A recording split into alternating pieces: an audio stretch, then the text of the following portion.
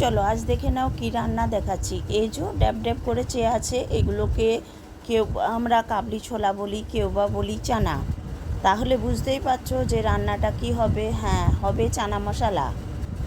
চানাগুলো আমি ওভারনাইট ভিজিয়ে রেখেছি। তারপর আমি কুকারে জল দেব, জলের মধ্যে চানাগুলো দিয়ে দেবো। দেওয়ার পর দিয়ে দেবো একটা তেজপাতা, আর দিয়ে দেবো গোটা গরম মশলা, যা যা থাকে গোটা গরম মশলার মধ্যে, আর দিয়ে দেবো সামান্য হলুদ। তারপর এটাকে আমি 3টে সিটি দিয়ে নিয়েছি। সবার প্রথমে কড়াইয়ে তেল দেবো, তেল দিয়ে দেবো গোটা জিরে। তারপর দিয়ে দেবো হিংটা জলে গুলে দেবো। হিং জলে গুলে দিলে টেস্ট কিন্তু আরও ভালো হয়। তারপর একটা মশলা দেবো 1 চামচ, যেটার মধ্যে আছে গোটা ধনে আর জিরে শুকনো খোলায় একটু ভেজে নিয়ে শিলে আধপেশা করে নিয়েছি, মানে এটা মিহি পাউডার হবে না, সেটা তেলে দিয়ে দেবো। তারপর দিয়ে দেবো নুন, তারপর দিয়ে দেবো হলুদ আর লঙ্কার গুঁড়ো। এগুলো দেওয়ার পর দিয়ে দেবো আদা, কাঁচা লঙ্কা আর টমেটোর পেস্টটা। ওই সমস্ত মশলাগুলো কষিয়ে নেওয়ার পর দিয়ে দেবো সামান্য জিরের গুঁড়ো। তারপর আবারও ভালো করে কষাতে থাকবো তেল ছাড়া পর্যন্ত। তারপর মশলাগুলো থেকে যেই তেল ছেড়ে দেবে দিয়ে দেবো সামান্য কসুরি মেথি।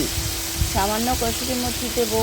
আর আরেকটা মশলা আমি দিয়েছি 1 চামচ ধনে আর জিরে রোস্ট করে আমি আধপেশা করে নিয়েছি, একটু গোটা গোটা টাইপের থাকবে, সেটাও দিয়ে দেব। তারপর বেশ খানিকক্ষণ নাড়াচাড়া করব তেল ছাড়া পর্যন্ত। যে দেখবো যে তেল ছেড়ে দিয়েছে, যদি জলের প্রয়োজন হয় ওই যে চানা সেদ্ধ করা জলটা, সেটা একটু করে দেওয়া যেতে পারে। তারপর দিয়ে দেবো সেদ্ধ করা চানাগুলো দিয়ে বেশ খানিকক্ষণ কষিয়ে নেব। বেশ খানিকক্ষণ কষিয়ে নেওয়ার পর দিয়ে দেবো নুন আর চিনি। যেহেতু নিরামিষ করছি সেহেতু একটু চিনি তো দিতেই হবে, নাহলে টেস্টটা ঠিক ভালো আসবে না। তারপর জল দিয়ে ফুটতে দেব।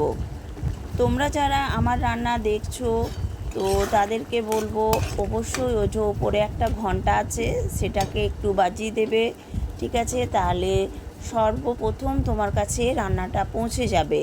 তারপর জল দিয়ে ফুটতে থাকলে চানাগুলো বেশ দেখবো যখন মাখো মাখো টাইপের হয়ে গেছে তখন আমরা নামিয়ে নেব। এটা চানা মশলাটা কিন্তু খুব সুন্দর দেখতেও হয়েছে আর টেস্টও হয়েছে খুব সুন্দর। এটা কিন্তু রুটি, পরোটা, আলু সবের সঙ্গে খুব সুন্দর লাগবে। একবার হলেও বানিয়ে দেখো, দেখবে দুর্দান্ত টেস্ট। এইভাবে চানা মশলা বানিয়ে দেখবে, সত্যি দুর্দান্ত টেস্ট হবে আর করাটা ততটাই সহজ। তো আমার ভিডিও দেখার জন্য বা আমার পাশে থাকার জন্য সকলকে অসংখ্য ধন্যবাদ। এরপর আমাদের রান্না শেষের মুখে, তাই শেষ করার সময় দিয়ে দেবো সামান্য ধনেপাতা কুচি। তারপর এটাকে আমরা নামিয়ে নেব পরিবেশন করার জন্য। সকলে ভালো থাকবেন, সুস্থ থাকবেন আর এইভাবেই পাশে থাকবেন।